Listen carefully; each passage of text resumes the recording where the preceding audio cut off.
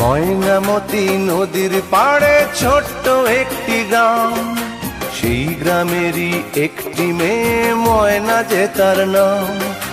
দুরন্ত সেই দুষ্টু মেয়ে থাকতো না যে ঘরে, সারাটি গ্রাম একাই সেজে রাখতো পাগল করে। পাশের গায়ের একটি ছেলে, নাম ছিল তার মতি, ময়না ছিল সেই ছেলেটির একমাত্র সাথী। সারা গায়ের চোখের মনি ছিল ময়নামতি, এই গ্রামেতেই ছড়িয়ে আছে ময়নামতির স্মৃতি রে, ময়নামতির স্মৃতি, ময়নামতির স্মৃতি রে, ময়নামতির স্মৃতি।